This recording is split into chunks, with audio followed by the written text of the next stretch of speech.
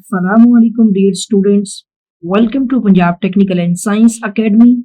मैं हूं आपका इंस्ट्रक्टर मोहम्मद बिन जमील। स्टूडेंट्स, हम DI math 212 chapter number 8 the straight line rationalize exercise के अकॉर्डिंग इस चैप्टर के शॉर्ट क्वेश्चन जो है वो डिस्कस करने जा रहे हैं।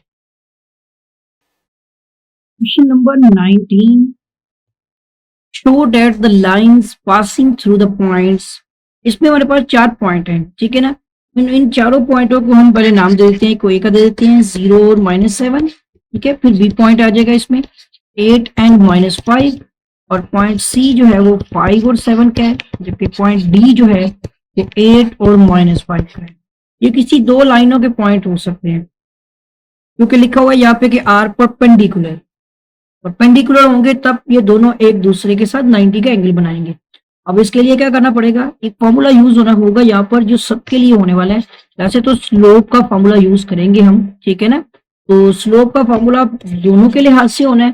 तो क्योंकि दो लाइंस हैं तो आप पहले यहाँ पे लिख लें। एक तो हम 1 का नाम दे देते हैं, तो ये हो जाएगा हमारा y2 - y1 divide by x2 - x1, ठीक है। और जबकि दूसरे की भी स्लोप निकालनी पड़ेगी, क्योंकि अगर दोनों को मल्टीप्लाई करेंगे स्लोप्स को तो पता चलेगा। अगर वो -1 आ गई तो प्रूव हो जाएंगी कि ये परपेंडिकुलर है। तो m2 के लिए हमें y3 माइनस बल्कि क्योंकि हमें नेक्स्ट करनी होती है तो y3 की बजाय y4 यूज होगा, और इसमें से पिछली माइनस करेंगे y3। फिर आ जाएगी यहाँ पर ऊपर y है तो नीचे x हो जाएगा, तो x4 - x3। इस फार्मूले को इस्तेमाल में लाके हम पहले m1 m2 निकालेंगे, ठीक है। m1 के लिए y2 की वैल्यू कितनी है, अब वो सारा डाटा हमें यहाँ पर चाहिए होगा। आप चाहे तो इसका डाटा भी यहाँ पे लिख सकते हैं कि x1 जो है एक मिनट के लिए यहाँ पे लेके आता हूँ। x1 कितना है हमारा 0, ठीक है, और y1 कितना है -7 है।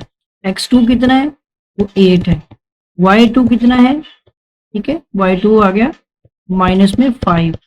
x3 कितना है 5 और y3 7, ठीक है। ये डाटा है यहाँ पे। और इसी तरह x4 कितना है 8 और y4 की वैल्यू जो आ गई हमारे पास वो भी -5।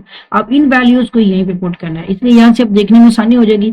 तो आप देखें यहाँ पे y2 कितना है -5 माइनस y1 कितना है -7 है, तो ब्रैकेट लगा लें। इसी तरह x2 कितना है, x2 है 8, माइनस लगाते हुए x1 कितना है 0, ठीक हो गया।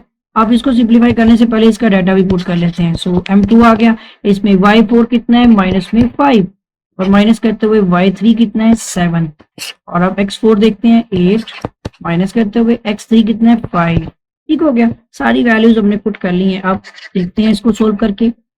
-5 -7 डिवाइड बाई 8 किया, तो m1 तो ये आ जाएगा यहाँ पर 5 - 7 यानी कि 7 हो गया ना ये प्लस में, तो ये 2 आ जाएगा, और डिवाइड बाई 8 किया तो 2 1 2 2 4 8, 1 डिवाइड बाई 4 हमारे पास पहली स्लोप आ गई।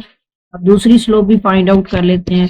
m2 ये आ जाएगी माइनस में 12 हो गई, ठीक है, और डिवाइड बाय नीचे आपने जब इनको सब्ट्रैक्ट किया तो ये वैल्यू आपकी कितनी बन जाएगी, 8 - 3 तो 3 होगी, 3 4 12, तो m2 की स्लोप जो है वो -4 आ गई, ठीक है। अब -4 में आ गया। अब आपने क्या करना है, इसकी मेन स्लोप चेक करनी है, जिसमें m1 multiply by m2 check करना होता है हमने। तो दोनों को मल्टीप्लाई करेंगे, 1 मल्टीप्लाई बाय 4 मल्टीप्लाई बाय -4 आ गया ना, तो 1 डिवाइड बाय 4 मल्टीप्लाई बाय -1, तो 4 1 4 हुआ, तो कितना हो गया m1 m2 इक्वल टू -1। देखा मैंने आपको बताया था कि अगर ये -1 में आ जाए तो दोनों की स्लोप मल्टीप्लाई करके तो प्रूव हो जाएगी हमारी ये बात कि दोनों लाइंस जो हैं जिनके ये पॉइंट्स दिए गए हैं वो एक दूसरे के परपेंडिकुलर है, ठीक है। Prove that lines are perpendicular to each other, ठीक है। ये दोनों लाइनें एक दूसरे के परपेंडिकुलर है। अच्छी तरह से आपने इस क्वेश्चन की प्रैक्टिस करनी है।